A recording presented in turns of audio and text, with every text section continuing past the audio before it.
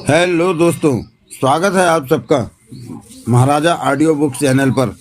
दोस्तों, जैसे कि श्रोताओं की मांग आ रही है कि विस्फोट जो उपन्यास मैंने प्रारंभ किया है उसे बंद करें और कोई नया उपन्यास अपलोड करें, तो दोस्तों 2 एपिसोड डालने के बाद मैं इसे ब्रेक कर रहा हूं और एक नया उपन्यास लेकर आपके सामने आया हूं। इस उपन्यास की समाप्ति के बाद ही विस्फोट के अगले पार्ट अपलोड कर पाऊंगा। तो चलिए, मैं जो नया उपन्यास लेकर आया हूं उसका नाम है अनिल मोहन का उपन्यास बदमाशों की टोली। दोस्तों, यह उपन्यास बहुत पुराना है और जैसा कि लेखकीय पढ़ने का मेरा जो नियम है, तो इस उपन्यास में लेखकीय नहीं है, इसलिए मैं सीधा उपन्यास ही प्रारंभ करता हूं।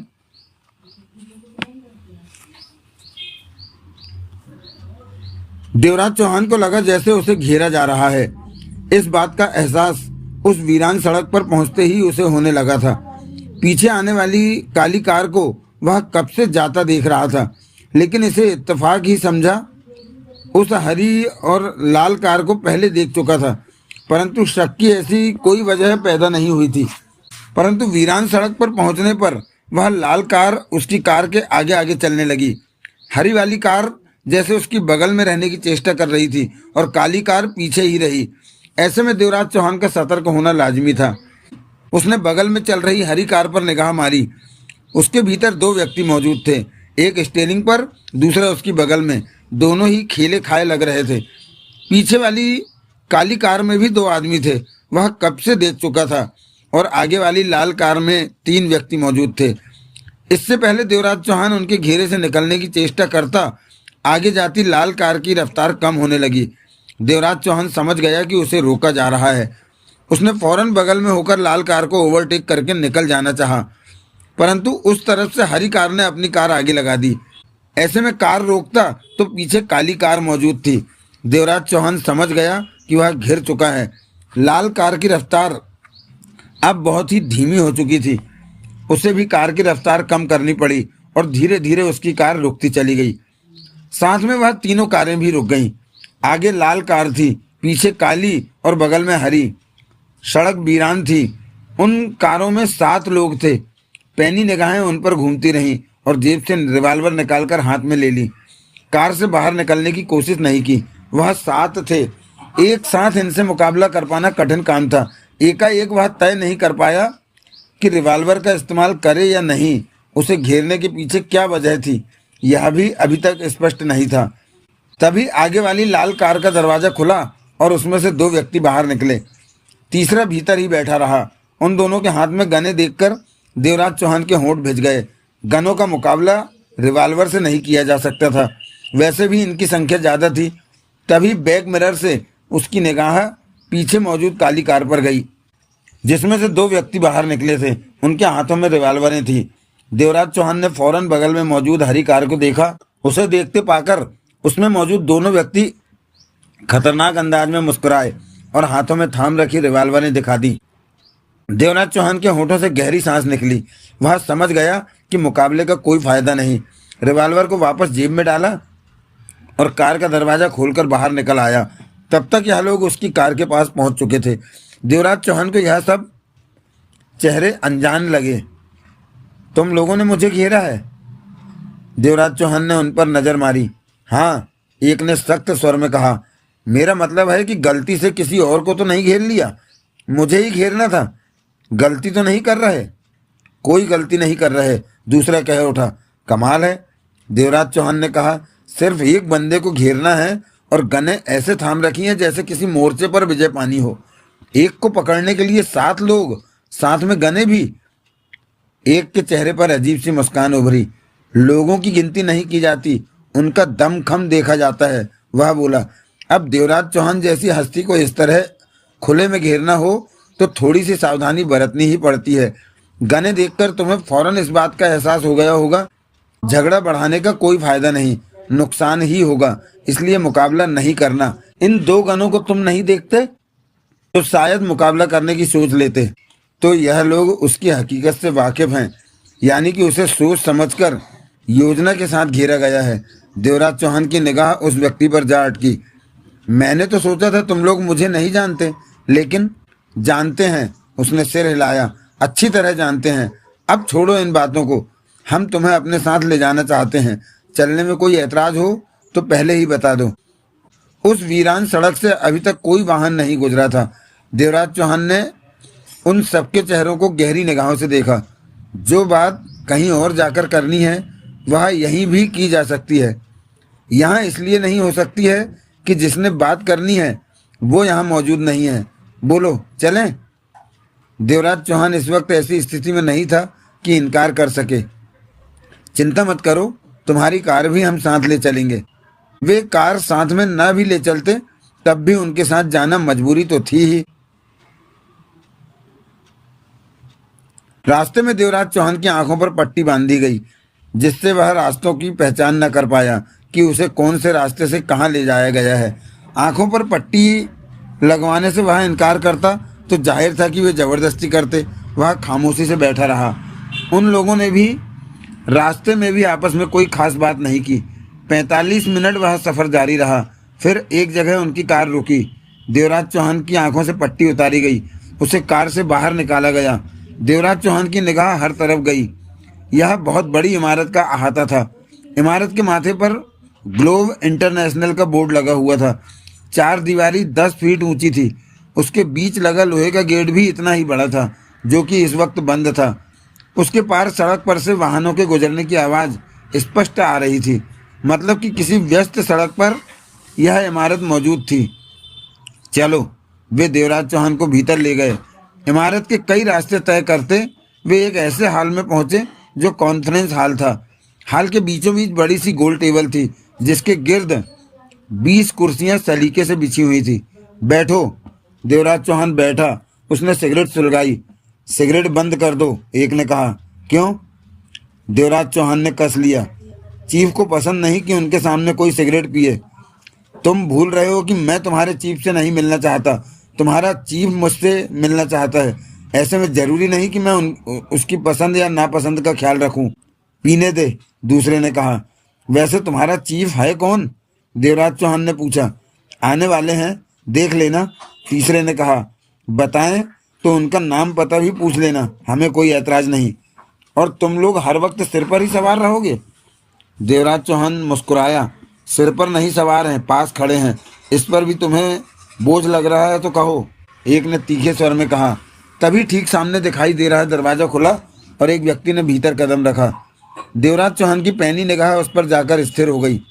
वह करीब 60 बरस का रहा होगा। चुस्त व्यक्ति लग रहा था। कद लंबा था। सिर के बाल सफ़ेद होकर सुनहरी से हो चुके थे।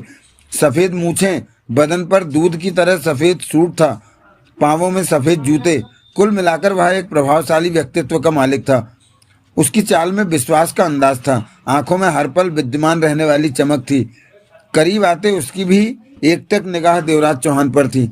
उसके पास पहुंचने पर भी देवराज चौहान कुर्सी पर बैठा उसे देखता रहा। वहां खड़े सब व्यक्ति एकाएक सतर्क हो गए थे। अजीब सा सन्नाटा वहां महसूस होने लगा था। हेलो, एकाएक वह मुस्कुराकर देवराज चौहान से बोला। देवराज चौहान उसे देखता रहा। वह आगे बढ़ा, कुर्सी पर बैठा। कामराज कहते हैं मुझे, वह बोला। देवराज चौहान ने कुछ नहीं कहा। नाम सुना है मेरा? उसने पुनः कहा। नाम में दम रहा होता तो अवश्य सुना होता, देवराज चौहान ने कहा। वह मुस्कुराया। फिर अगले ही पल उसका चेहरा सपाट हो गया। नाम में दम तो बहुत है, लेकिन मैं सावधानी से सारे काम करता हूँ, इसलिए नाम का डंका नहीं बजने दिया। वैसे लोग मुझे जाने माने एक्सपोर्टर के रूप में जानते हैं, लेकिन असल काम कुछ और है, वो तो नज़र आ ही रहा है। देवराज चौहान ने उसकी आंखों में झांका। वैसे मुझ पर तुमने जो हाथ डाला है वह सोच समझ कर डाला है ना? कहीं बचपने में तो देवराज चौहान की तरफ हाथ बढ़ाने के लिए 50 बार सोचना पड़ता है, मैं मानता हूँ, और मैंने कम से कम 60 बार सोचकर तुम्हें यहाँ मंगवाया है, कामराज ने शांत स्वर में कहा। देवराज चौहान को सामने बैठा इंसान खतरनाक लगा। क्या चाहते हो मुझसे? देवराज चौहान ने सिगरेट का कस लिया। छोटा सा काम आ फंसा है, कामराज बोला। देवराज चौहान ने वहाँ खड़े कामराज के आदमियों पर निगाह मारी। तुम्हारे पास तो बहुत आदमी हैं, इनके अलावा भी बहुत होंगे। फिर मेरी जरूरत क्यों पड़ी? क्योंकि जो काम फंसा है, कामराज ने कहा। मैं नहीं चाहता कि मेरे आदमी उसे करें। क्यों? 2 पलों तक कामराज खामोश रहा। देवराज चौहान, मैं तुमसे खुलकर बात करता हूँ, कामराज कह उठा। असल में मैं हथियारों का व्यापारी हूँ। पाकिस्तान, नेपाल, दुबई से हथियार आते हैं और उन्हें हिंदुस्तान के कोने कोने में बेच देता हूँ। 2 महीने पहले नागपुर में जो बम ब्लास्ट हुआ, वह बारूद मेरा ही बेचा हुआ था। कभी कभी हथियार देने वाले इस बात का भी ठेका दे देते हैं कि फला फला जगह ब्लास्ट करवा दो, मोटी रकम मिलेगी। मैं करवा देता हूँ। मुझे तो माल से मतलब है, जो कीमत मैं। यह बातें मुझे क्यों बता रहे हो? देवराज चौहान का स्वर सपाट था। यूं ही दोस्ताने में समझो। यह बातें तुमसे कहने में कोई हर्ज नहीं। आखिर तुम भी नामी व्यक्ति हो, अंडरवर्ल्ड में तुम्हारा सिक्का चलता है। फिर तुमसे पर्दा कैसा? कामराज मुस्कुरा पड़ा। हो सकता है कभी तुम्हें या तुम्हारे किसी पहचान वाले को थोक में हथियारों की जरूरत पड़े, तो तब यह सेवा मैं करूंगा। हम जैसे लोगों का एक दूसरे से संपर्क बना रहे तो इसमें दोनों का ही फायदा है। बिजनेस इसी तरह बढ़ते हैं। देवराज चौहान के होठों पर शांत मुस्कान उभरी। तो तुमने अपना बिजनेस बढ़ाने के लिए मुझे बुलाया? नहीं, यह बात नहीं। यह सब बातें तो मैं यूं ही कर रहा था। दरअसल पुलिस को मुझ पर शक हो गया है। चिंता की कोई बात नहीं, 2-4 दिन में पुलिस वाले ठीक हो जाएंगे। बहरहाल ऐसे वक्त में मैंने अपने आदमियों को कुछ दिन के लिए खामोश रहने को कह दिया है। सारे काम रोक दिए गए हैं। लेकिन दिक्कत यहाँ आ रही है कि सप्ताह भर पहले पड़ोसी शहर रूपनगर की खास पार्टी से पेमेंट ले ली गई है और हथियारों से भरे ट्रक को उस तक पहुंचाना है। हमारे धंधे में यह बात बहुत अहम होती है कि वायदा करके पूरा करना। अब जबकि पुलिस की नज़र मेरे आदमियों पर है, तो यह काम किसी और से कराना पड़ेगा। तुम जैसा इंसान यह काम कर दे तो इससे बढ़िया और क्या बात होगी? देवराज चौहान ने कस लिया। मेरे बारे में तुम्हें कहाँ से पता चला? यूं ही इत्तेफाक से मेरे आदमी ने तुम्हें देखा, पहचाना, मुझे खबर दी तो तुमसे मुलाकात करने का दिल कर आया। अपने आदमियों को भेजकर तुम्हें मंगवा लिया। इसी बहाने हमारी मुलाकात भी हो गई। बहुत नाम सुन रखा था, आज देख भी लिया, कामराज ने कहा। लेकिन मैं तुम्हारा हथियारों से भरा ट्रक रूपनगर क्यों पहुंचाऊंगा? तुम मेरा काम करोगे, बदले में तुम्हें पैसा मिलेगा। It's all business. मैं ठीक बोला देवराज चौहान? अगर मैं यह काम न करना चाहूँ तो? कामराज की आंखों में मौत के सर्द भाव उभरे और लुप्त हो गए। देवराज चौहान ने उन भावों को पहचाना। क्यों मजाक करते हो? तुम काम करोगे, मैं तुम्हें पैसे दूंगा, इसमें इनकार कहाँ से आ गया? कामराज की आंखों में उभरने वाले भावों से देवराज चौहान ने स्पष्ट महसूस कर लिया था कि अगर उसने इनकार किया तो कामराज कुछ भी कर सकता है। यह उसकी जगह है। यहाँ हथियारों के साथ उसके आदमी मौजूद हैं। गुस्से में किया गया कामराज का इशारा मौत भी ला सकता है। देवराज चौहान का दिमाग तेजी से चल रहा था। कितने दोगे? जो कीमत तुम चाहोगे वही मिलेगी, लेकिन काम पूरा होना चाहिए, कामराज बोला। पूरा हो जाएगा। देवराज चौहान की आवाज़ में किसी तरह का भाव नहीं था। हो सकता है रास्ते में पुलिस भी, वो मैं देख लूँगा, लेकिन शर्त मेरी यह होगी कि ट्रक मैं अकेला ले जाऊँगा। मुझे कोई एतराज़ नहीं। रूपनगर का पता तुम्हें बता दिया जाएगा, जहाँ उस ट्रक को पहुँचाना है। यह काम आज रात ही करना है। इस काम के लिए 5 लाख ठीक रहेंगे? कामराज ने उसे देखा। देवराज चौहान मुस्कुराया। बातें बड़ी करते हो और नोट देने की बारी आती है तो तुम बोलो, क्या चाहते हो? कम से कम इस काम का 10 लाख तो होना चाहिए। जिम्मेदारी का काम है। ठीक है, लेकिन 10 लाख तुम्हें तब मिलेगा जब तुम काम पूरा कर दोगे, यानी कि कल मिल जाएगा। आज काम पूरा हो जाएगा, देवराज चौहान ने कहा। उसके बाद तुमसे कहाँ मिलूं? तुम्हें मिलने की जरूरत नहीं। मेरे आदमी 10 लाख के साथ तुम्हें मिलेंगे जब तुम सुबह रूपनगर से वापस आओगे। ठीक है। वह ट्रक रात के 1 बजे बेला रोड पर खड़ा मिलेगा। उसका नंबर तुम्हें बता दिया जाएगा। ट्रक के भीतर हथियारों के अलावा और कुछ नहीं होगा। मेरे आदमी यहीं होंगे, लेकिन अंधेरे में तुम्हें नज़र नहीं आएंगे।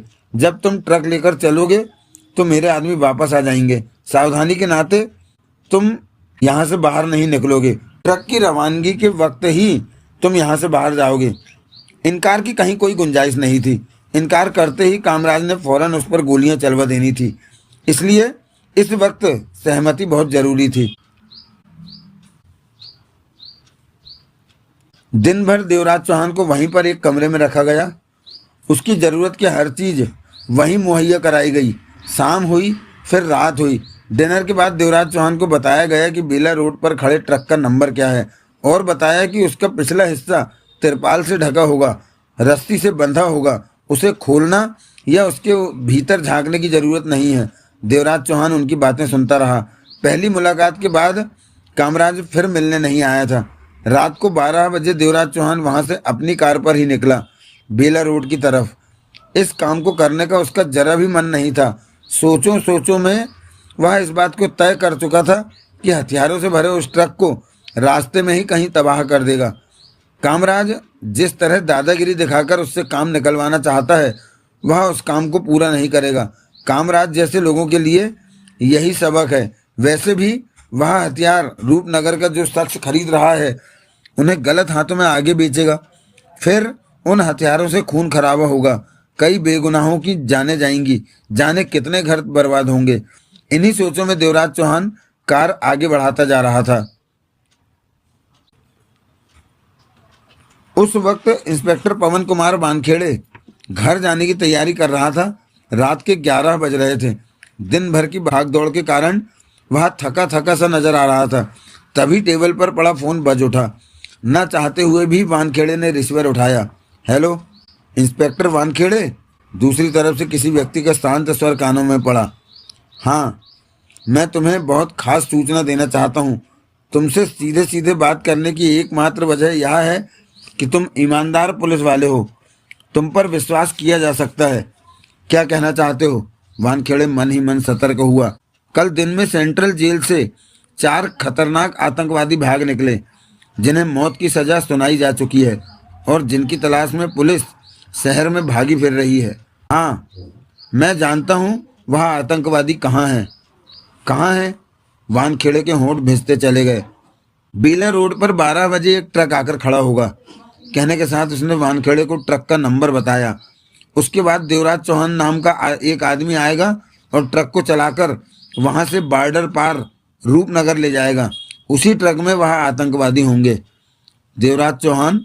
तुम किस देवराज चौहान की बात कर रहे हो? वानखेड़े के होठों से निकला। अंडरवर्ल्ड से ही वास्ता रखता है, शायद डकैती मास्टर है। उसका इस मामले से क्या वास्ता? सच बात तो यह है कि उसका कोई वास्ता नहीं है। उसे मजबूर किया गया है कि वह उस ट्रक को शहर से बाहर रूपनगर ले जाए, और वह भी नहीं जानता कि ट्रक में आतंकवादी हैं। ओह, तुम कौन हो? मैं उन्हीं लोगों में हूँ जो आतंकवादियों का साथ दे रहे हैं। इस बार आने वाली आवाज़ में कठोरता आ गई थी। इन 4 आतंकवादियों में से 2 ने मेरे पूरे परिवार को गोलियों से छलनी कर दिया था। तब मैं कश्मीर में रहता था। यह लोग घर में रात बिताना चाहते थे, लेकिन घर वालों ने मना कर दिया। इसी बात पर मेरे परिवार वालों को मार दिया गया। मैं किसी तरह बच निकला। तुम? वानखेड़े ने कहना चाहा। वक्त कम है इंस्पेक्टर वानखेड़े। बेला रोड पर ट्रक नंबर बताकर रिसीवर रख दिया गया।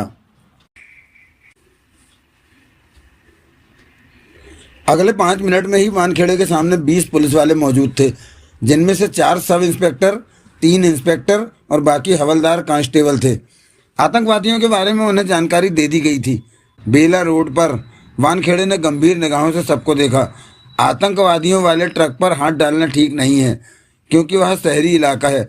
वहाँ बेगुनाह लोगों की जानें भी जा सकती हैं। लेकिन रात के इस वक्त वहाँ कौन होगा कि? एक इंस्पेक्टर ने कहना चाहा। आतंकवादियों से मुकाबले के दौरान वहाँ लोग इकट्ठे हो सकते हैं। रात को इक्का दुक्का गुजरने वाले वाहन जब रुकना शुरू होंगे तो अच्छी खासी भीड़ लग जाएगी, वानखेड़े बोला। इंस्पेक्टर ने हौले से सिर हिलाया। मिली खबर के मुताबिक वह ट्रक बेला रोड से चलेगा और रूपनगर जाएगा। शहरी सीमा के बाद लगभग सारा इलाका वीरान ही है। वहीं हम ट्रक को घेरें तो ज़्यादा ठीक रहेगा, वानखेड़े बोला। हमारे पास वक्त कम है, बाकी की योजना रास्ते में बना ली जाएगी। यहाँ से निकलना चाहिए और इस बात का खास ध्यान रखा जाए कि ट्रक के ड्राइवर को जिंदा गिरफ्तार करना है। ऐसा क्यों? इस सवाल का जवाब इस ऑपरेशन के बाद दूंगा। चलो यहाँ से। सब उठ खड़े हुए।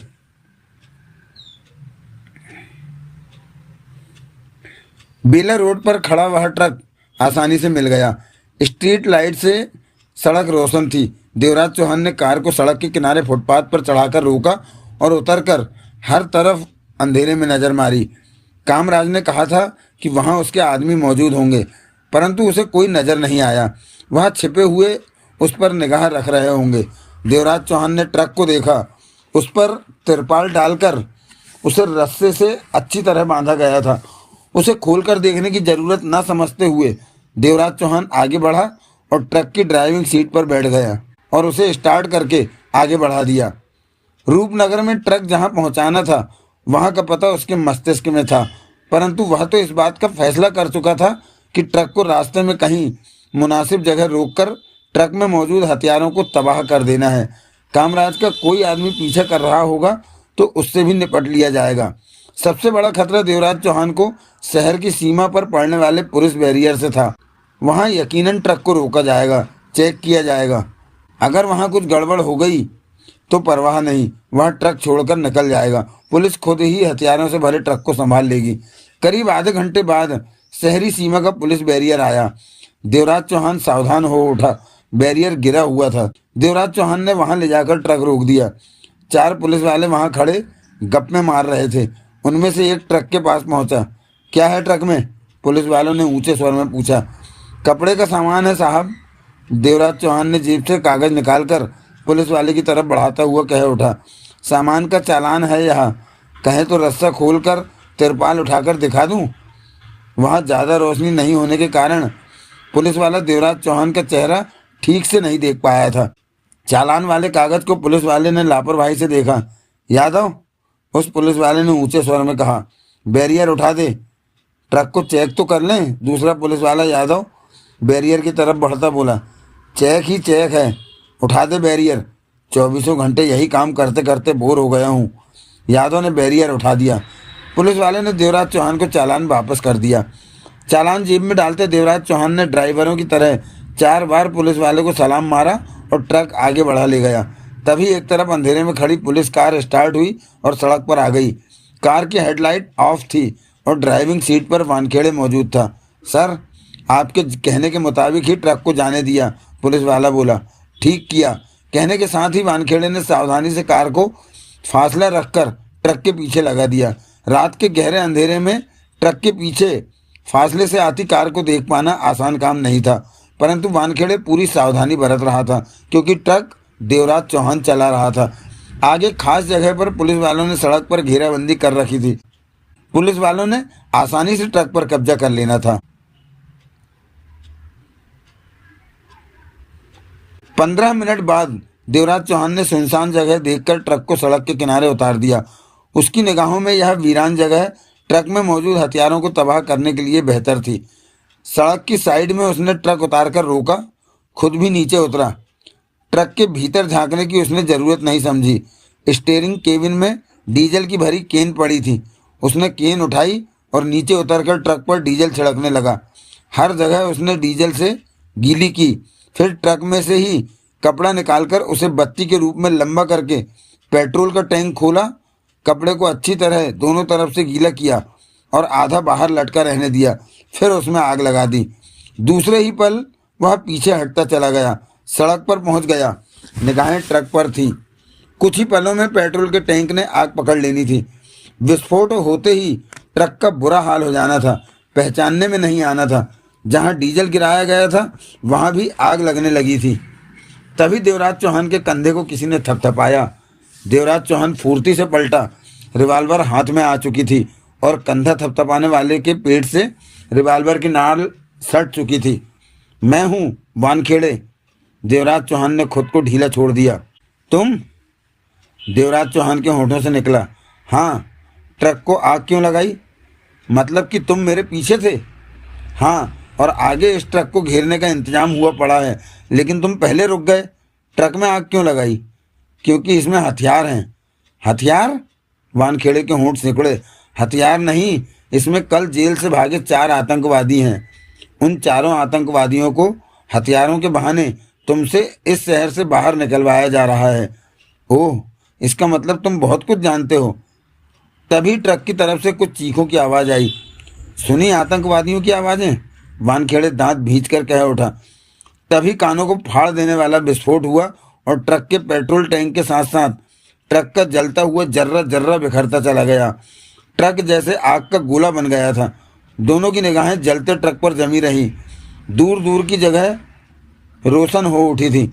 मुझे यही मालूम हुआ था कि तुमसे यह काम दबाव में करवाया जा रहा था, और जिस तरह तुमने ट्रक में आग लगाई उससे यह बात स्पष्ट हो गई। वानखेड़े बोला। तुम? वानखेड़े? देवराज चौहान बोला। बातें बाद में कर लेना, पहले यह जाकर देखो कोई आतंकवादी बच न गया हो, वह भागने की तैयारी में ना हो। बाद में फिर उसे ढूंढते फिरोगे। बात सही थी। वानखेड़े ने रिवॉल्वर निकाली और सावधानी से ट्रक की तरफ बढ़ गया, परंतु वहां कोई नजर नहीं आया। इस रोशनी और अंधेरे में ठीक से किसी चीज की पहचान कर पाना भी संभव नहीं हो पा रहा था। 5 मिनट बाद वानखेड़े वापस पहुंचा तो चौंका। आसपास निगाहें दौड़ाई, हर तरफ अंधेरा नजर आया। देवराज चौहान कहीं भी नहीं था।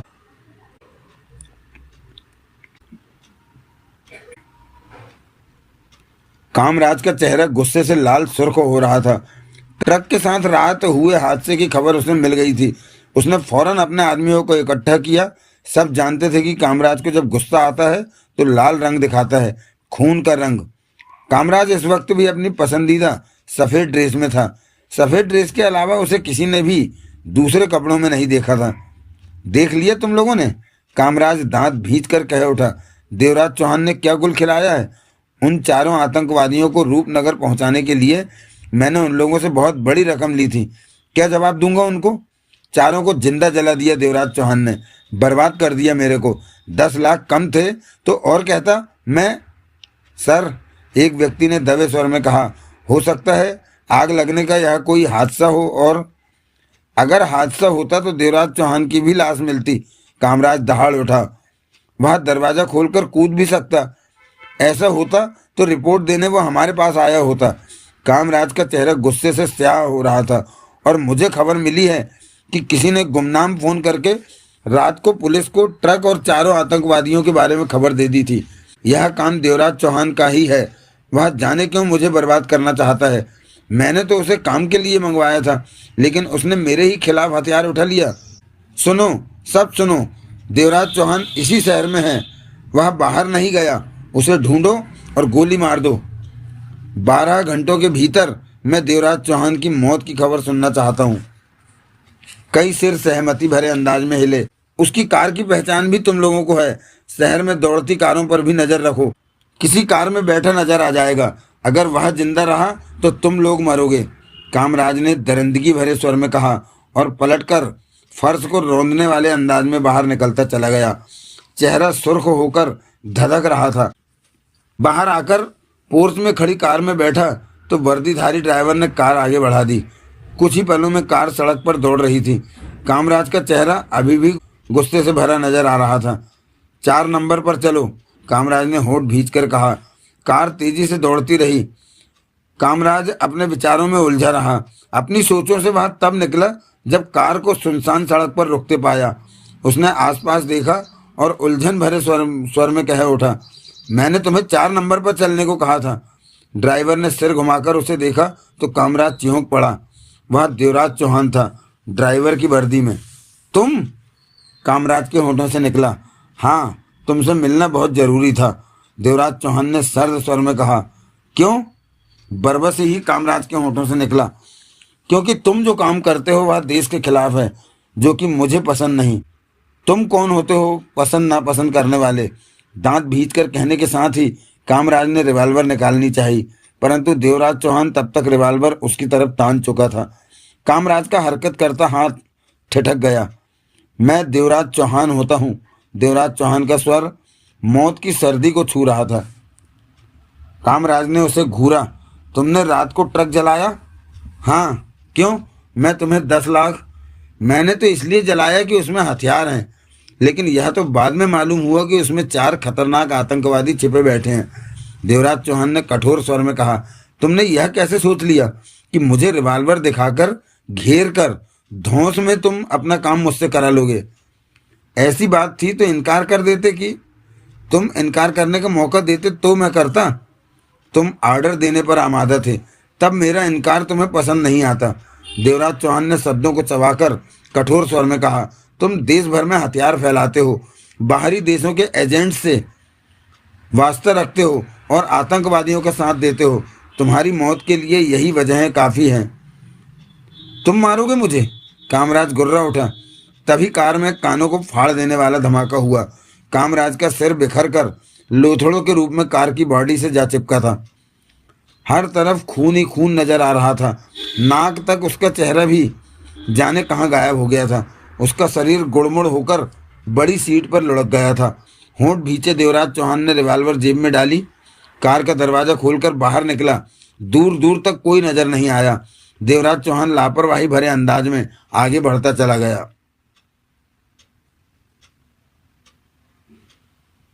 सुनीता नागिया को अभी अभी फुर्सत मिली थी घर के कामों से। बर्तन सफाई करने वाली सारे काम निपटाकर कुछ देर पहले गई थी। उसके पति अर्जुन आहूजा कल ही 3 दिन के टूर पर गए थे। सिर्फ 6 महीने पहले उसकी शादी हुई थी और अपनी गृहस्थी से वह खुश थी। 3 कमरों का फ्लैट था। पति अच्छा कमाता था और ऑफिस की तरफ से कभी कभी टूर पर भी चला जाता था। ऐसे मौके पर वह अपनी छोटी बहन 16 वर्षीय रीमा को बुला लेती थी, जो कि स्कूल में पढ़ रही थी। रीमा के आ जाने से उसका मन भी लगा रहता था और पढ़ाई अच्छी तरह हो जाती। हमेशा की तरह इस बार भी सुनीता नागिया ने अपने मायके फ़ोन कर दिया था कि अर्जुन टूर पर जा रहा है, इसलिए 3 दिन के लिए रीमा को उसके पास भेज दें।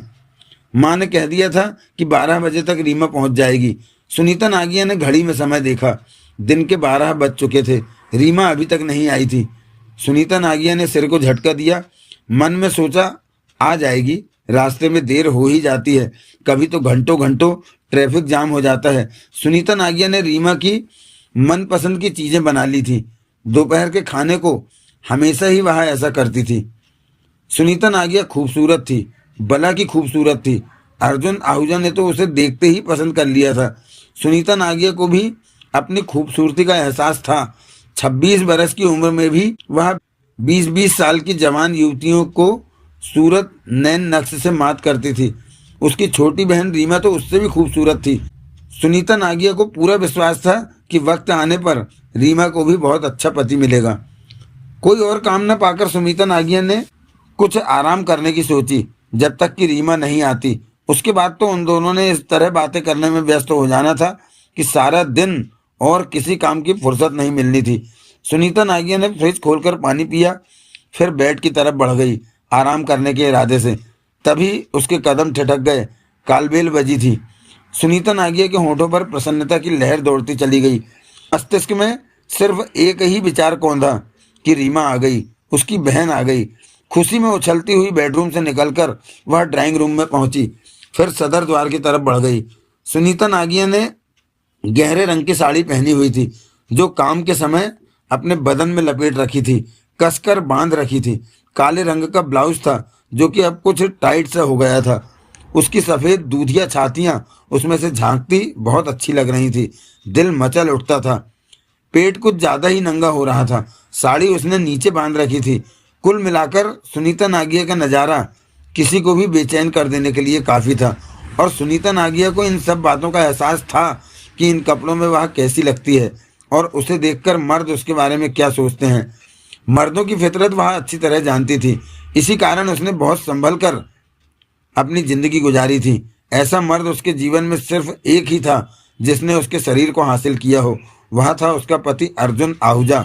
जबकि कॉलेज के समय में उसकी दोस्ती कई लड़कों से रही थी, परंतु उसने इस बात को हमेशा ध्यान में रखा कि दोस्ती सिर्फ चाय पानी तक ही सीमित रहे। किसी ने उल्टी कोशिश करने की चेष्टा भी की तो सुनीता नागिया ने लिफ्ट नहीं दी। मतलब कि अपनी ज़िंदगी के बीते 26 बरस उसने बहुत ही इज्जत और शराफत से गुजारे थे, और उस शराफत का सिला भी मिला उसे अर्जुन आहूजा जैसा अच्छा और सुंदर जीवन साथी। सुनीता नागिया दरवाजे के समीप पहुंचकर ठिठकी और सिटकनी हटाकर फौरन दरवाज़ा खोल दिया।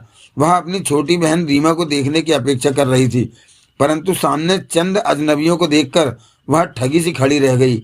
उसके बदन पर पड़ी साड़ी ब्लाउज तो पहले से ही कह ढा रहा था। अगले ही पल सुनीता नागिया सकपकाई। सुनीता नागिया ने दरवाज़ा बंद करना चाहा, परंतु एक ने फौरन ही दरवाजे में अपना जूता फंसा दिया। दरवाज़ा बंद नहीं हो सका। अब सुनीता नागिया के मन में घबराहट उभरी। उसने सूखे होठों पर जीभ फेरी।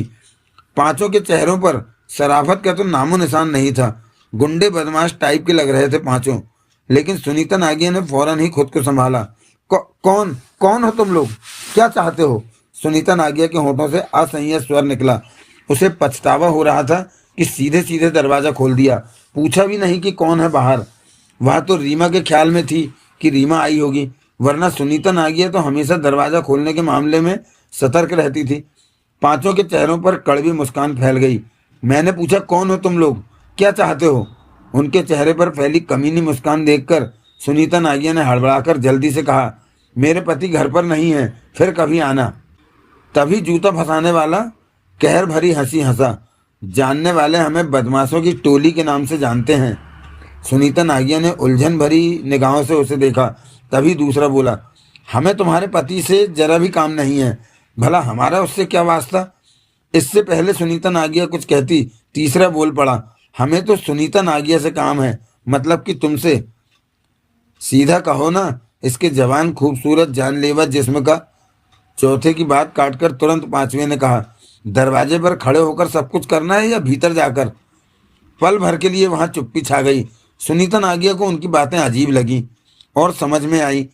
दिल की घबराहट और बढ़ गई, चेहरे पर भय की परछाइयां नाच उठी। सूखे होठों पर उसने जीभ फेरी।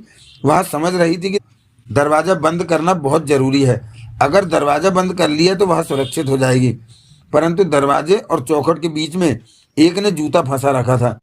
सुनीता नागिया ने हिम्मत नहीं हारी। उसने पलक झपकते ही अपना जोरदार पैर दरवाजे में फंसे जूते पर दे मारा। सुनीता नागिया के पांव की एड़ी जूते के पंजे पर लगी थी। जूते वाले को थोड़ा दर्द हुआ। बेख्याली में उसने जूता हटाया। इतना मौका सुनीता नागिया के लिए काफ़ी था। उसने फौरन दरवाजा बंद किया और सिटकनी चढ़ाने की कोशिश की, परंतु अपनी इस चेष्टा में वह जरा भी सफल नहीं हो पाई, क्योंकि तभी दरवाजे को जोरदार झटका पड़ा। सुनीता नागिया के पांव उखड़ गए। वह लड़खड़ाकर पीछे जा गिरी। इसके बाद सुनीता नागिया कुछ नहीं कर सकी थी। देखते ही देखते वह एक के बाद एक भीतर आते चले गए। लगा जैसे कमरा पूरा भर गया हो। फिर दरवाजा भीतर से बंद कर लिया गया। नीचे पड़ी सुनीता नागिया फटी फटी आंखों से उन पांचों को देखती रह गई। सब कुछ अचानक ही हुआ। वह कुछ भी सोचने समझने के काबिल नहीं रही थी। एक का जहरीला स्वर सुनकर वह सीधी हुई। जितनी खूबसूरत जानलेवा चीज है, इतनी तेज भी है। साली ने दरवाजा बंद कर लिया होता तो समझो चिड़िया हमारे हाथ से निकल गई थी। अच्छा हुआ मामला हमारे हक में रहा। सुनीता नागिया उठ खड़ी हुई। चेहरा फक पड़ चुका था। देख तो, सिर से पांव तक बम की गोली लग रही है। राजन सिंह ने ठीक ही कहा था। सुनीता नागिया घबराकर एक कदम पीछे हट गई। क्या चाहते हो तुम लोग? सुनीता नागिया के होठों से थरथराता स्वर निकला। यह तो घबरा रही है। बच्ची है, अभी समझ जाएगी कि घबराने का कोई फायदा नहीं। बच्ची कहाँ है? ऊपर वाले की दया से पूरी जवान है और 6 महीने शादी को हो गए हैं, जबकि समझदार बनने के लिए तो 3 दिन ही काफ़ी हैं। अब तो यह हमें सिखाने के काबिल बन चुकी है। उन सबके होठों से हल्की सी हंसी निकली। सुनीता नागिया की टांगों में अब कंपन सा होने लगा था। सुनो, एक ने स्वर को गंभीर बनाकर सुनीता नागिया को समझाने के अंदाज में कहा, हमसे घबराने की जरूरत नहीं, इसलिए नहीं कि अब जो होना है वह तो होकर ही रहना है। हमें सहयोग दो, यह तुम्हारे लिए भी अच्छा है और हमारे लिए भी। सब कुछ राजी खुशी निपट जाएगा। फिर धीरे धीरे हम लोगों से तुम्हारी पहचान पुरानी हो जाएगी। बड़ा मज़ा आया करेगा तब तो। हमारे साथ दोस्ती रखकर ऐश करोगी। हाँ, दूसरे के स्वर में दरिंदगी झलकी। एक बार तो तूने आवाज़ ऊंची की, लेकिन अब नहीं करना। हमें शोर पसंद नहीं। हम आज तक जहाँ भी गए शांति से काम निपटा कर आए, कभी भी हो अल्लाह नहीं होने दिया। अगर तेरी आवाज़ ऊंची निकली तो तेरा गला काट कर रख देंगे। भय के कारण सुनीता नागिया के होशो हवास से ही गुम होने लगे। तुम लोग हो कौन? एक ने अन्य चारों को देखा। यह तो हमारे बारे में जानने पर तुली है, तो बता दे, हर्ज ही क्या है? अब तो यह हमारी मुर्गी है, हमें ही हलाल करनी है। हलाली में कसर रह गई तो फंस भी सकते हैं, तीसरे ने कहा। नहीं रहेगी कसर, चौथे ने मुंह बनाकर कहा। यहाँ अपना राज चलेगा। उसने सिर हिलाया और सुनीता नागिया को देखा। सुनीता नागिया की भयपूर्ण दृष्टि बारी बारी से उन सब पर थी। वह समझ नहीं पा रही थी कि यह सब क्या हो रहा है। अभी तो सब कुछ ठीक ठाक था, काम से वह फुर्सत पाकर हटी थी और रीमा के आने का इंतजार कर रही थी। कितनी खुश थी वह। अचानक यह जंजाल कहाँ से आ गया? सुनो, एक सुनीता नागिया सूखे होठों पर जीभ फेरकर घबराए स्वर में बोली, तुम लोग जो लूटना चाहते हो ले लो, थोड़ा सा सोना पड़ा है, बाकी और जो भी ठीक लगे ले जाओ, लेकिन भगवान के लिए जल्दी चले जाओ यहाँ से। पांचों ने मुंह बनाकर एक दूसरे को देखा। यह तो हमें दफा करना चाहती है यहाँ से। एक ने मुंह बनाकर कहा, इसके यहाँ का यही रिवाज होगा कि मेहमान को बिना गोदी में बिठाए रुखसत किया जाता होगा। तभी पहले वाला बोला, अभी हमारा यहाँ से जाने का इरादा नहीं है, तुमसे घुट घुट कर बातें करने का इरादा है। तुम हमारे बारे में जानना चाहती हो ना, तो पहले देख लो, हम 5 हैं, अच्छे खासे हट्टे कट्टे जवान हैं। सूखे होंठों पर जीभ फेरते हुए सुनीता नागिया की निगाह पांचों पर घूमने लगी। इतना तो वह महसूस कर ही चुकी थी कि इन पांचों के सामने उसकी जरा भी नहीं चलने वाली, जबकि इन सब का मतलब वह समझ रही थी और उसने कसम खा ली थी कि इनके इरादों को कभी भी कामयाब नहीं होने देगी। देख लिया ना, वह बोला। आगे सुनो, मुझे सुशील कुमार कहते हैं, छोटा सा परिवार है, बीवी है, बच्चे हैं, परंतु धंधा अपना दादागिरी करने का है। सुनीता नागिया ने देखा, सुशील कुमार 40 की उम्र के लगभग था और सेहत में अच्छा लग रहा था। युवकों जैसी चुस्ती फुर्ती नजर आ रही थी। मेरा नाम अजीत लांबा है, कहने वाला 27-28 बरस का युवक था। आवारगी के निशान जैसे चेहरे पर स्थायी होकर रह गए थे। जब होश संभाला तो सड़क छाप था, लेकिन धीरे धीरे तरक्की करते करते सड़क से थोड़ी सी स्टैंडर्ड की दादागिरी पर आ गया। अब सब कुछ बढ़िया चल रहा है। सुनीता नागिया की निगाहें अजीत लांबा पर जा टिकी। वह लंबे कद का पतला युवक था, मूछें थीं, बड़े बड़े बाल, होठों पर पान के पानी की लाली। खुद को खूबसूरत समझना जैसे उसकी पुरानी आदत थी। उसके कपड़ों को देखकर इस बात का एहसास होता था कि वह फिल्मी कलाकारों से प्रभावित होकर कपड़ों का चुनाव करता था। और मुझे राजन सिंह कहते हैं। सुनीता नागिया की गर्दन कहने वाले की तरफ घूमी।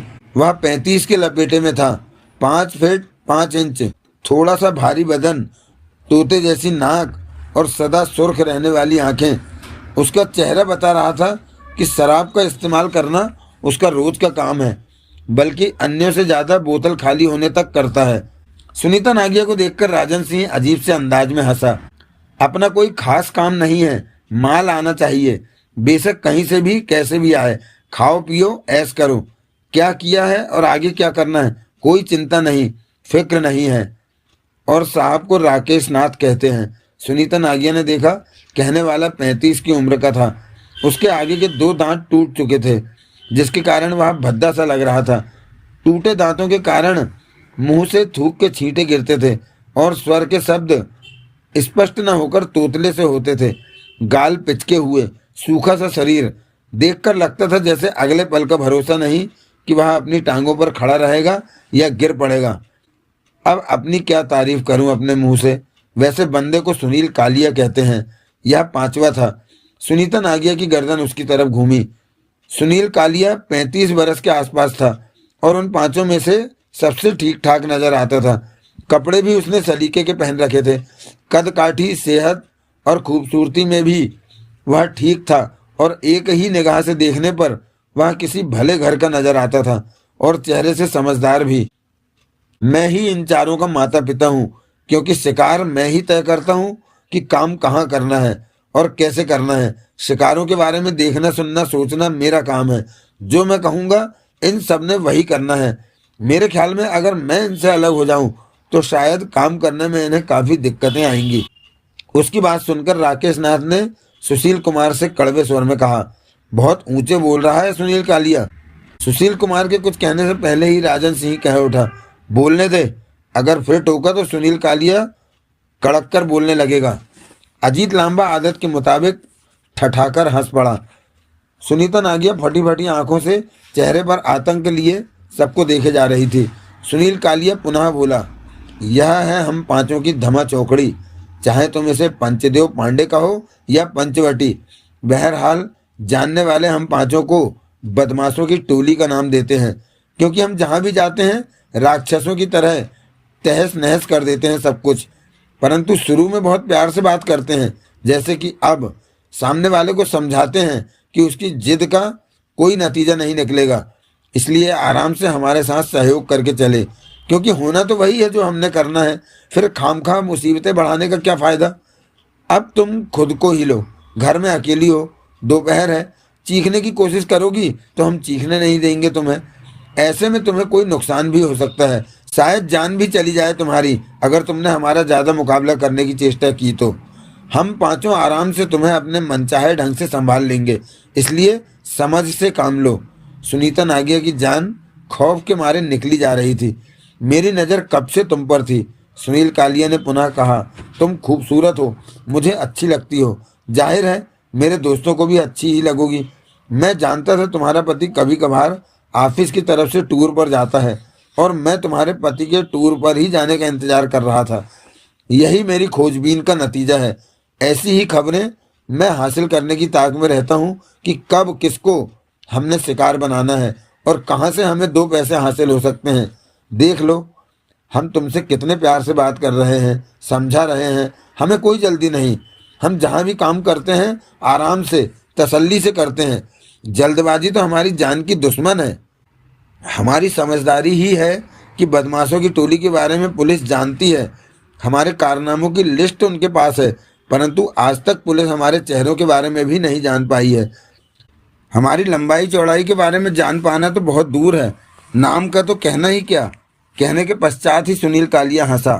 अब अगर तुम समझदार होगी तो हमारा साथ दोगी, सब कुछ सुख शांति से निपटेगा। सुनीता नागिया की हालत हर पल बुरी होती जा रही थी। खुद को वह इस टोली में बुरी तरह फंसी महसूस कर रही थी और बचने का रास्ता उसे कहीं भी नजर नहीं आ रहा था। घबराहट और भय के कारण उसका गला सूख सा गया था, टांगें कांप रही थी। जाने कैसे वह आगे बढ़ी और फ्रिज खोलकर उसमें मौजूद पानी की बोतल निकालकर होठों पर लगा ली। ठंडे पानी के घूंट गले में उतरे, चंद पल की राहत मिली।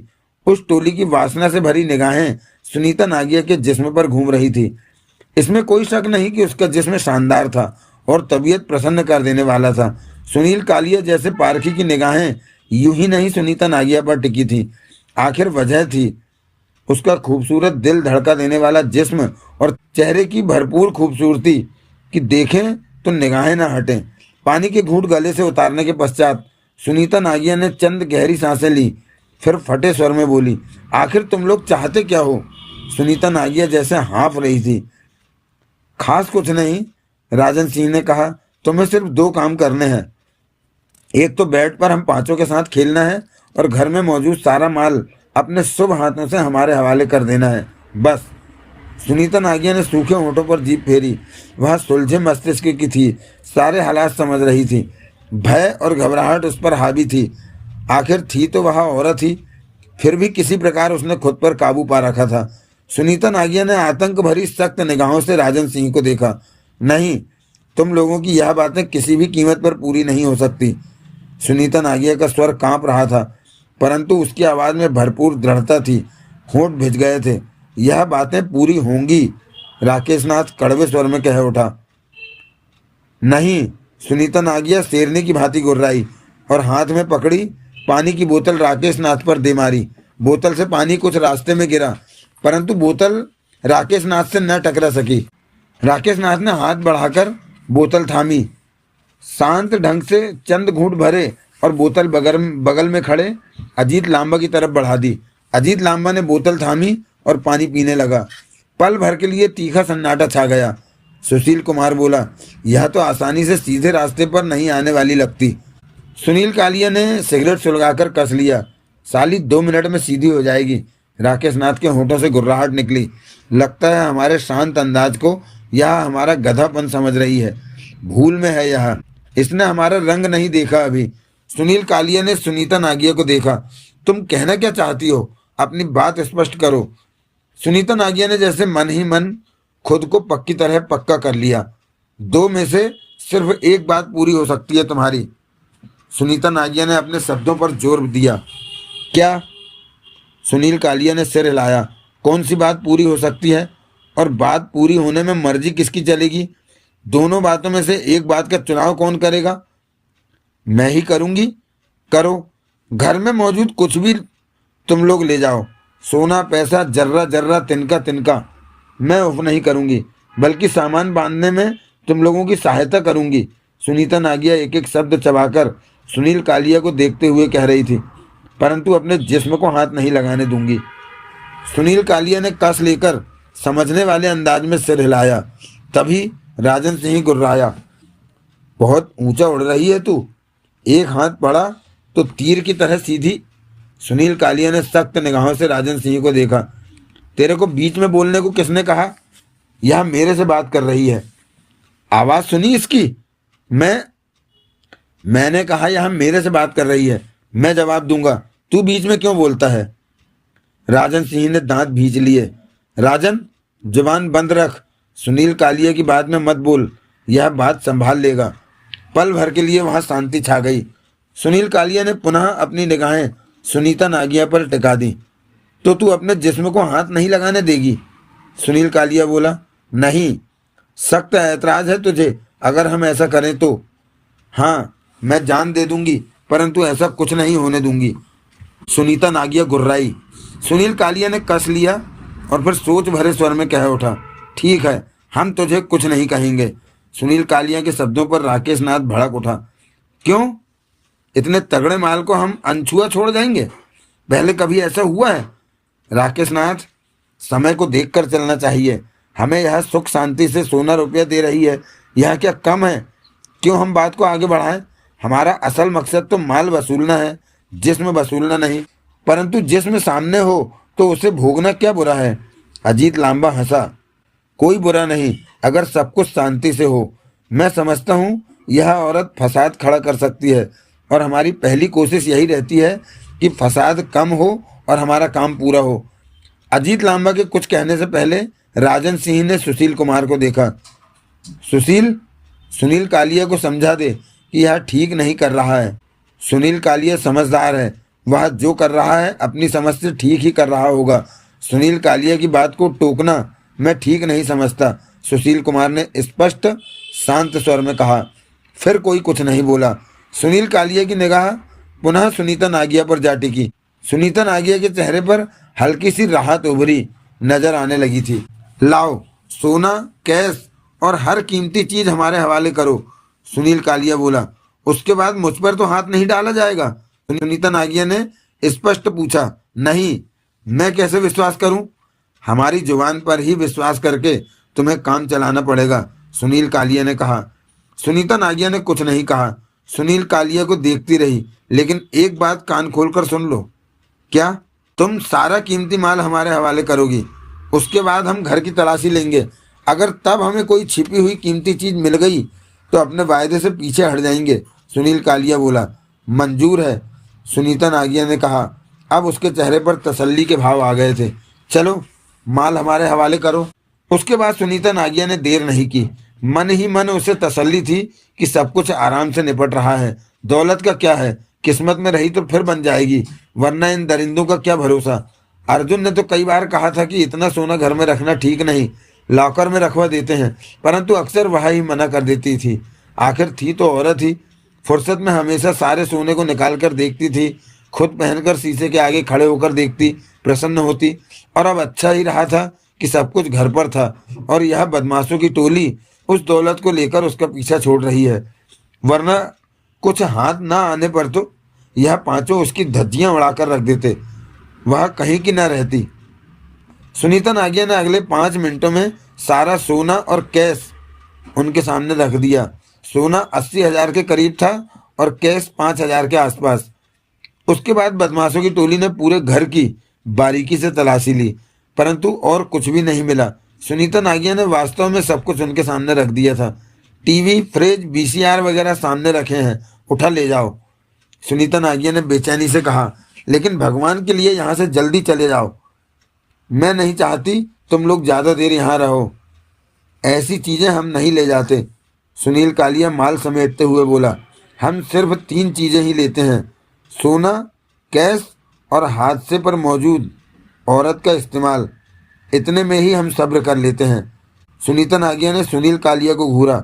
और तीसरी बात का तुम वायदा कर चुके हो कि ऐसा कुछ नहीं होगा। मैंने कब कहा कि वायदा नहीं किया, लेकिन हम जैसे लोगों के वायदे कच्ची दीवार से भी कमज़ोर होते हैं। कहते हुए सुनील कालिया के चेहरे पर वैसी मुस्कान रेंग गई। तुम हमारे लिए सोने से भी ज्यादा कीमती हो। कई दिन से तुम्हें देख रहा था, तुम्हें पाने की हसरत मन में लिए, और आज मौका छोड़ देना मूर्खता होगी। दो चीजें हमें मिल गई हैं, तीसरी चीज लेकर हम यहाँ से चलते बनेंगे। सुनीता नागिया के चेहरे का रंग फक पड़ गया। नहीं, सुनीता नागिया ने दांत भींचकर सख्त स्वर में कहा, तुम लोग मेरे जिस्म को हाथ नहीं लगा सकोगे। जिस्म को हाथ तो क्या, हम तो तेरे जिस्म के टुकड़े टुकड़े भी कर देंगे। सुनील कालिया का इतना कहना ही काफी था। राकेश नाथ और अजीत लांबा चीते की भांति सुनीता नागिया पर झपट पड़े। सुनीता नागिया ने बचना चाहा, परंतु दरिंदों की जकड़ में आ चुकी थी। सुनीता नागिया ने चीखने के लिए मुंह खोला।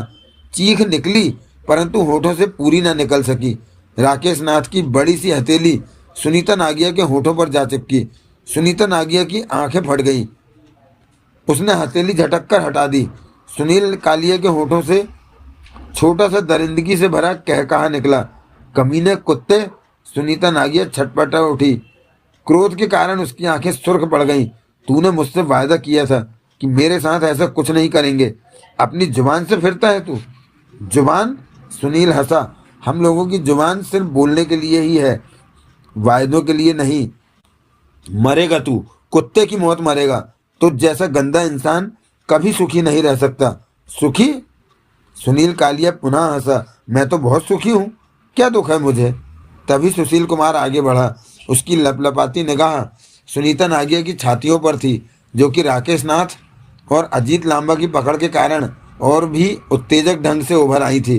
राकेश नाथ को अपनी तरफ बढ़ते देखकर सुनीता नागिया पुनः चीखी, मैं अपनी जान दे दूंगी, परंतु तुम लोगों को तुम्हारे नीच इरादों में कभी भी कामयाब नहीं होने दूंगी। धीमी आवाज रख, राकेश नाथ गुर्राया, वरना वक्त से पहले तेरी मुंडी मरोड़ दूंगा।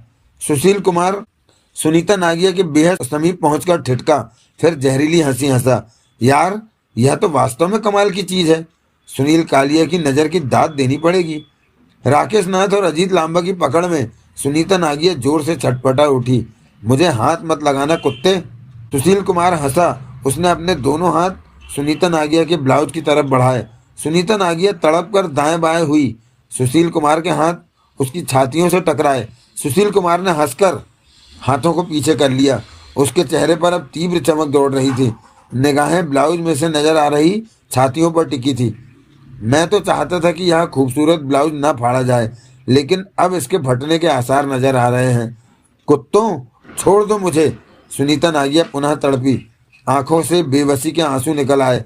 सुशील कुमार ने फिर अपना हाथ सुनीता नागिया के ब्लाउज की तरफ बढ़ाया। आंखों में आंसू लिए सुनीता नागिया ने दांत किटकिटाए। वह लांबा और राकेश नाथ की जकड़न में थी।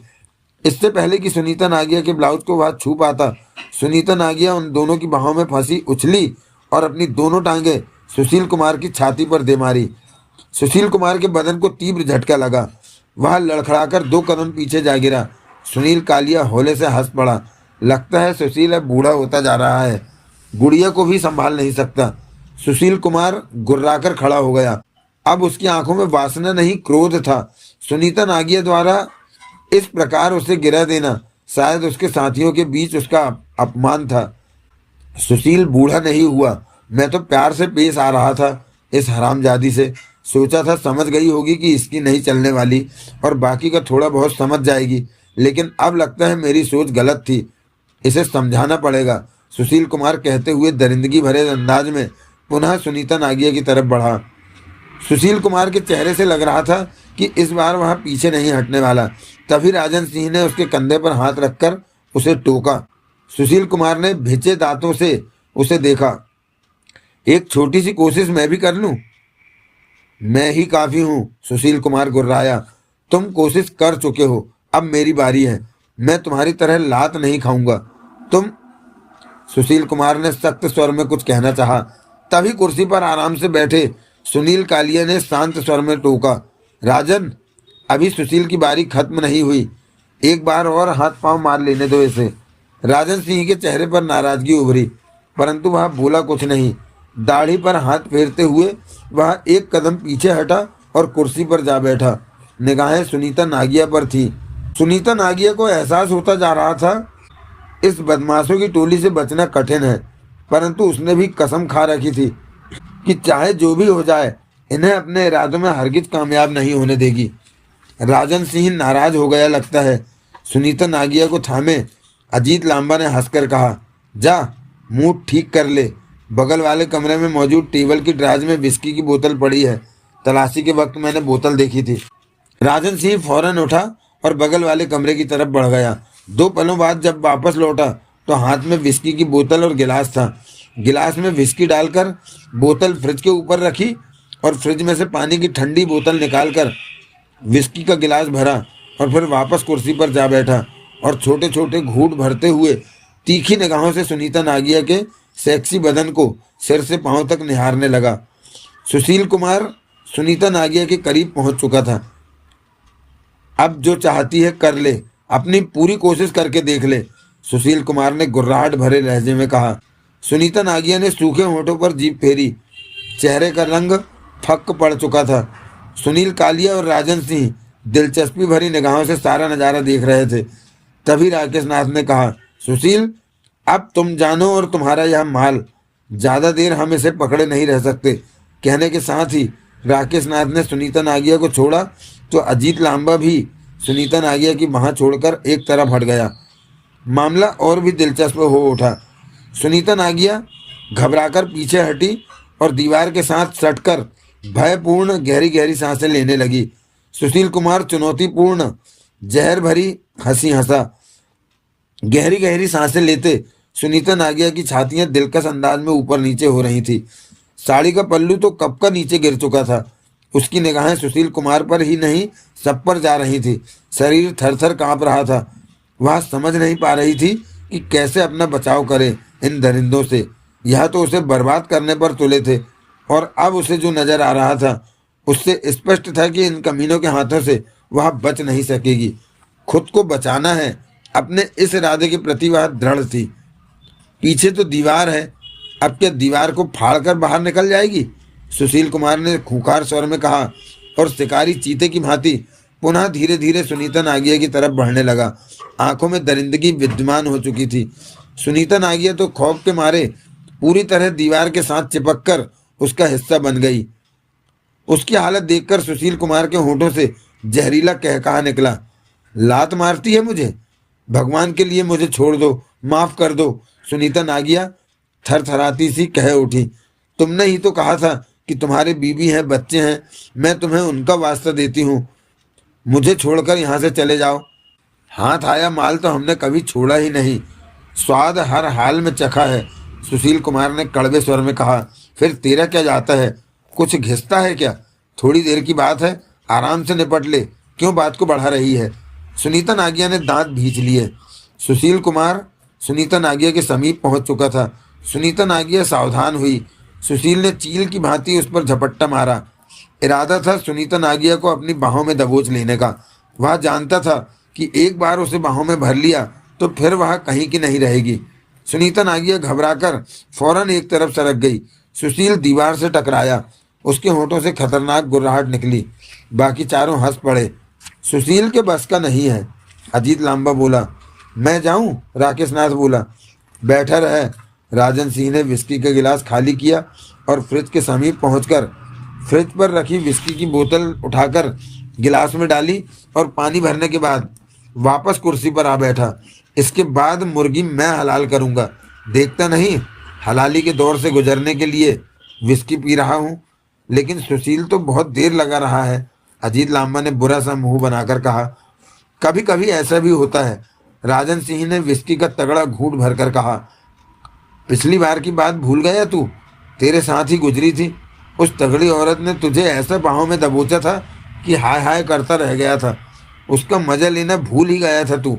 अगर हम तुझे अलग ना हटाते तो उसने तेरी हड्डियों का चूरमा बना देना था। अपनी बात भूल जाता है तू, दूसरों में कमियां निकालता है। अजीत लांबा खिसियाकर रह गया। एक पैक मुझे बनाकर देना, सुनील कालिया ने अजीत लांबा से कहा। लांबा उठा और किचन से गिलास उठा लाया। विस्की का पैक तैयार कर सुनील कालिया के हवाले किया। गिलास थामकर सुनील कालिया ने घूंट भरा। सबकी निगाहें पुनः सुशील और सुनीता नागिया पर जा टिकी थी। सुशील कुमार अपना दूसरा वार खाली जाते देखकर क्रोध से पूरा का पूरा सुलग उठा। उसने इस कदर वहसी अंदाज में झपट्टा मारा कि इस बार सुनीता नागिया खुद को ना बचा सकी। सुशील ने सुनीता नागिया को दोनों बाहों में दबोच लिया।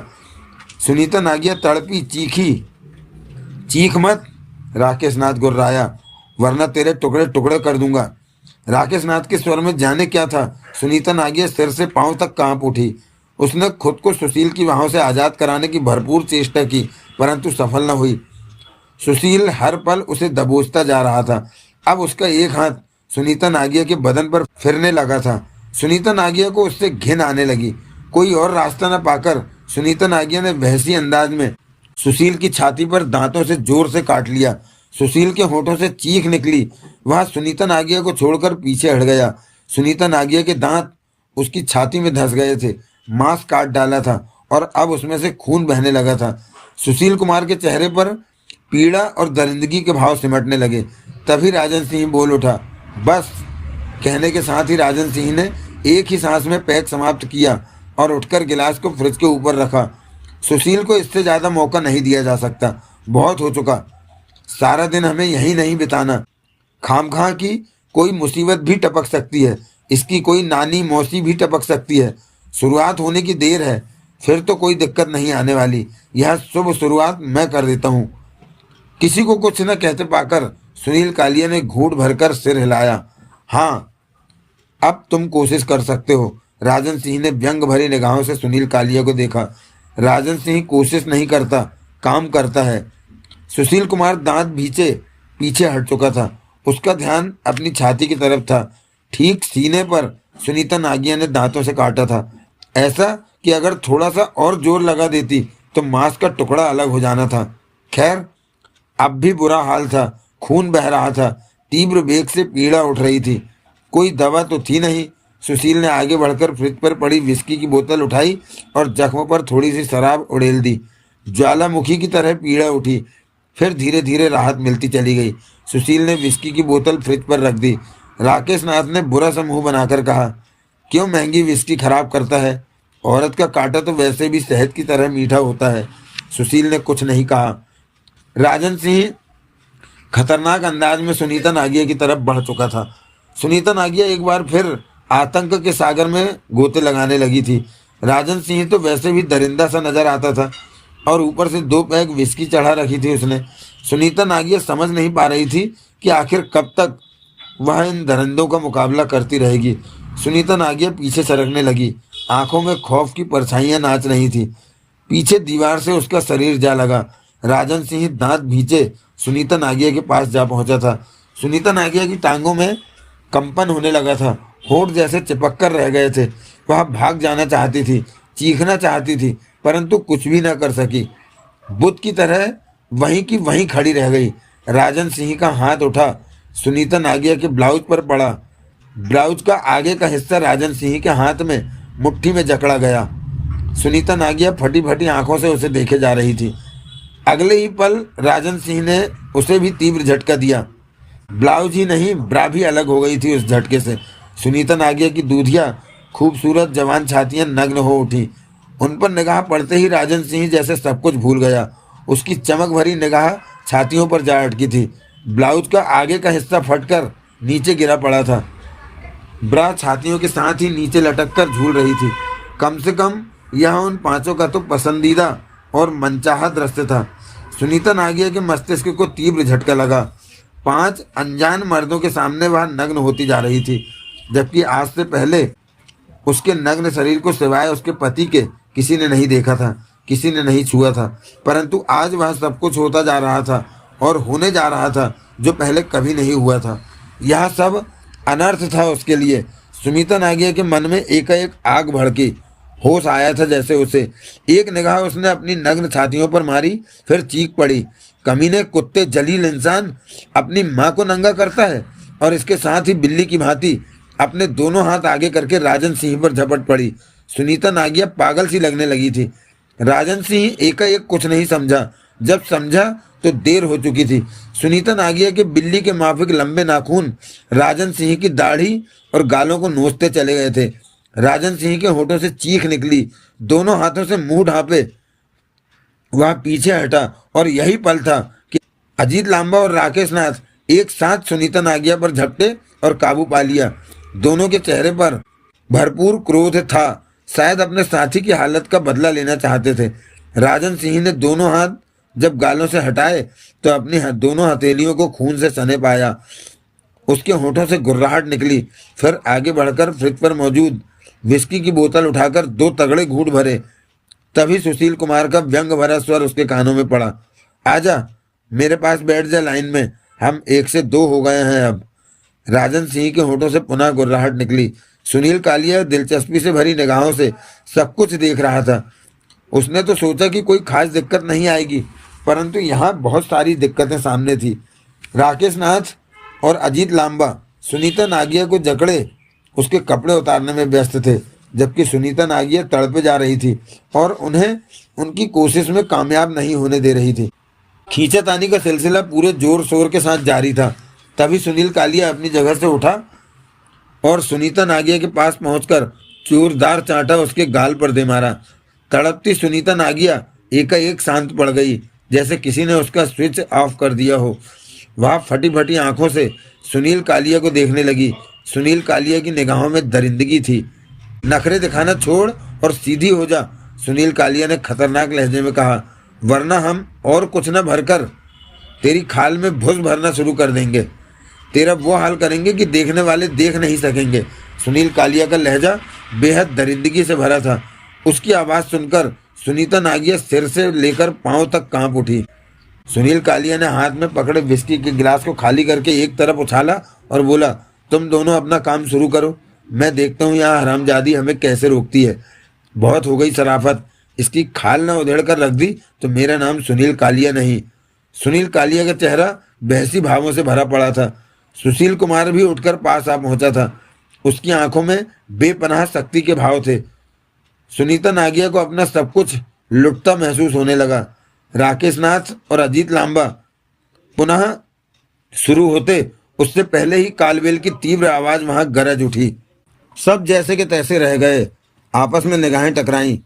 सबकी आंखों में एक ही बड़ा सा प्रश्न था कि आने वाला कौन हो सकता है, कौन आया है। फिर एकाएक उनके चेहरों पर दरिंदगी टपकने लगी। सुशील कुमार ने पलटकर सुनील कालिया को देखा। कौन हो सकता है? स्वर धीमा था। मालूम नहीं, बर्तन सफाई वाली तो चली गई थी और कोई आता नहीं मेरी जानकारी के मुताबिक। अब अगर कोई पड़ोसी आ गया हो तो इस बारे में मैं क्या कह सकता हूँ, सुनील कालिया ने कहा। क्या करें? सुशील कुमार के होठों से निकला। सुनील कालिया 2 पल सोच में डूब गया। यहाँ से खिसकने को मत कह देना, राजन सिंह करीब आता हुआ बोला। उसके हाथ अपने घायल चेहरे पर थे जहाँ सुनीता नागिया ने नाखून मारे थे। मैं इस हरामजादी से निपटे बिना नहीं जाऊँगा। तो बाहर वाले का क्या करें? सुनील कालिया ने उसे देखा। जो भी हो उसे लपेटे में ले लेते हैं, राजन सिंह ने बहसी स्वर में कहा। खतरा पैदा हो सकता है, संभाल लेंगे। सुनील कालिया ने सुशील कुमार को देखा। तुम क्या चाहते हो? सुशील कुमार की सुलगती निगाह सुनीता नागिया पर जा टिकी। मैं राजन सिंह की बात से सहमत हूँ। इसे सूखा सूखा छोड़कर जाना मुझे अच्छा नहीं लगेगा। ठीक है, सुनील कालिया ने सहमति दी। चलो बाहर वाले को संभालें। उधर सुनीता नागिया का चेहरा दूध की भांति सफ़ेद पड़ गया था। उसके मस्तिष्क में सिर्फ एक ही बात टकरा रही थी कि आने वाली रीमा होगी। रीमा रीमा रीमा। वह चीख कर कहना चाहती थी कि रीमा भाग जा यहाँ से, परंतु जुबान जैसे चिपक कर रह गई थी। होंठ सिर्फ कांपे जा रहे थे। आंखों में दहशत ही दहशत थी। सब कुछ भूलकर सुनीता नागिया सामने नजर आ रहे बंद दरवाजे को देखे जा रही थी। राजन सिंह ने उन दोनों को रुकने का इशारा किया और खुद दरवाजे के करीब ही खिड़की का जरा सा पर्दा हटाकर बाहर देखा। मामूली सी झलक मिली उसे रीमा की और वह ठगा सा देखता ही रह गया। 16 बरस की बेहद खूबसूरत थी रीमा। सुनीता नागिया तो रीमा के सामने फीकी सी लगने लगी थी। सुनीता नागिया और रीमा के चेहरों में इतनी समानता थी कि राजन सिंह को समझते देर न लगी कि यह सुनीता नागिया की छोटी बहन है। राजन सिंह की आंखें चमक उठी। सुनीता नागिया सोना थी तो रीमा हीरा। आंखों में चमक लिए राजन सिंह खिड़की से हटा। तभी कालबेल पुनः बजी। सुनील कालिया और सुशील कुमार ने प्रश्न भरी निगाहों से राजन सिंह को देखा। राजन सिंह ने मुंह से कुछ नहीं कहा, इशारे से चुप रहने को कहा और उन्हें एक तरफ हो जाने का इशारा किया।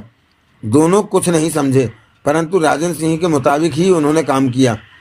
राजन सिंह ने सब ठीक देखा तो सिटकनी हटाकर दरवाज़ा खोल दिया। खुद दरवाजे के पीछे था। रीमा उसे नहीं देख सकी और दरवाज़ा खुलते ही भीतर प्रवेश कर आई। दीदी! रीमा के स्वर में खुशी थी। वह कुछ कहने ही जा रही थी कि कमरे का माहौल देखकर ठिठक गई। कई पल तो वह फटी फटी आंखों से सुनीता नागिया की नग्न छातियों को देखती रही। फिर उसकी निगाहें कमरे में मौजूद खतरनाक चेहरों पर दौड़ने लगी। सब कुछ खुद ब खुद उसकी समझ में आता चला गया। राजन सिंह तब तक दरवाज़ा बंद करके सिटकनी चढ़ा चुका था। खौफ और भय के कारण रीमा ने चीखने के लिए मुंह खोला, परंतु करीब खड़ा राजन सिंह इस बारे में सतर्क था। उसकी चीख निकलने से पहले ही राजन सिंह की हथेली उसके होंठों पर जा टिकी। रीमा की आंखें और फट गईं। रीमा! सुनीता नागिया की आंखों से आंसू बह निकले। चेहरे पर तड़प थी। सुनील कालिया ने पल भर में ही सारा मामला समझा और मुस्कुराकर बोला, वाह, अब आएगा मजा। दोनों बहनें, दोनों ही खूबसूरत। कितनी अच्छी बात है। नहीं! सुनीता नागिया चीख उठी। सुनो! सुनील कालिया ने लांबा और राकेश नाथ से कहा, छोड़ दो उसे, हम छोटी गुड़िया से ही काम चला लेंगे। नहीं, तुम ऐसा नहीं कर सकते। लांबा और राकेश नाथ की पकड़ में सुनीता नागिया तड़प उठी। तुम लोग ऐसा नहीं कर सकते। यह बच्ची है, तुम्हें शर्म आनी चाहिए। मैं... सुनील कालिया हंसा। बच्ची है? यह तुम्हें बच्ची लगती है? जवान है, तुझसे ज़्यादा खूबसूरत है और हम पांचों को भुगत कर तो तुझसे भी ज़्यादा खूबसूरत और एक्सपर्ट बन जाएगी। चलेगी, हमें यही ठीक रहेगी। सुनीता नागिया रो पड़ी। आंखों से झरझर आंसू बह निकले। भगवान के लिए इसे कुछ मत कहो, यह बच्ची है। हाथ जोड़ती हूँ तुम सबके आगे। सुनील कालिया ने सोचने का अभिनय किया।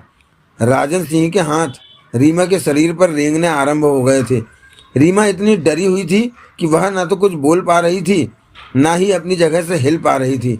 ठीक है, इसे छोड़ देते हैं, सुनील कालिया ने विचार भरे स्वर में कहा। लेकिन इससे हमें क्या फ़ायदा?